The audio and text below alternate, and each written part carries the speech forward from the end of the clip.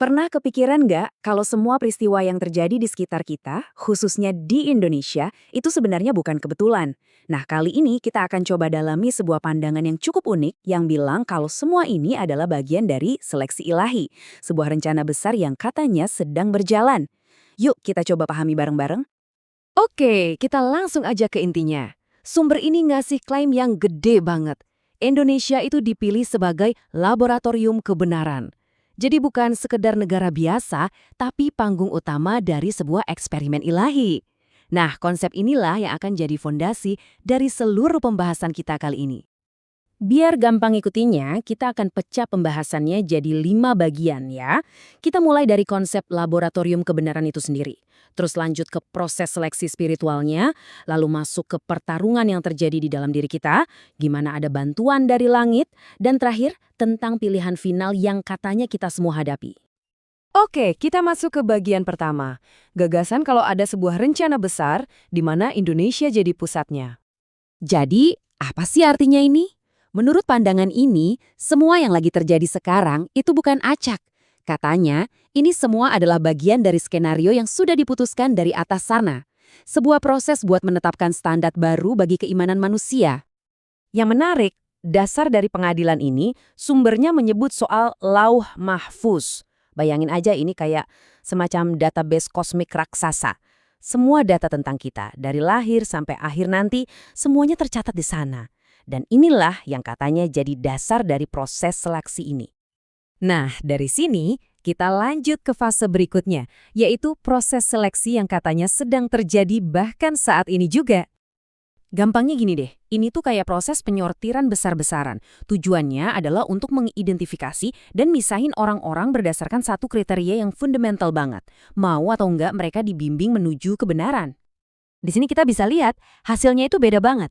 Kelompok pertama, mereka yang mau dibimbing pendidikannya, ya lanjut di dunia ini.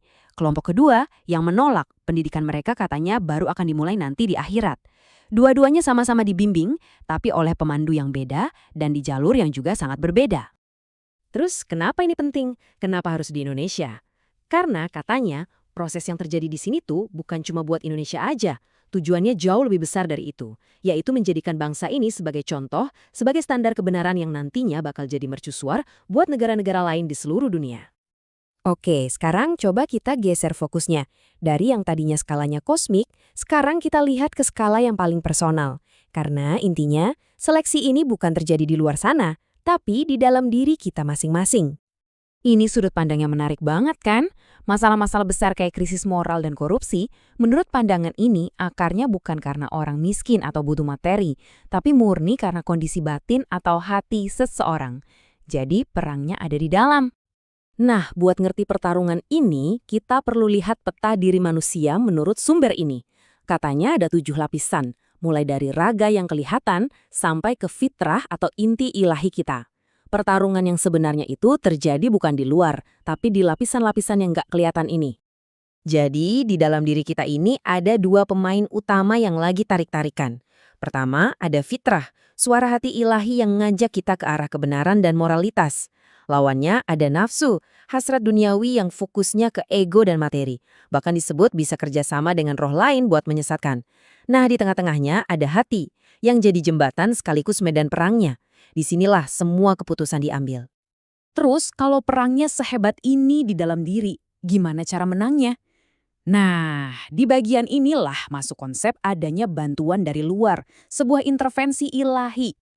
Nah, ini poin yang krusial banget. Sumber ini menegaskan kalau kekuatan nafsu itu terlalu kuat buat dilawan sendirian. Bantuan dari luar itu bukan cuma pilihan, tapi sebuah keharusan kalau mau menang secara moral. Lalu, siapa yang ngasih bantuan ini? Sumber ini menyebut mereka malaikat mukarrabin. Mereka ini digambarkan seperti utusan khusus dari alam rohani yang tugasnya spesifik, membimbing orang-orang yang secara sadar memilih untuk mau diajak benar.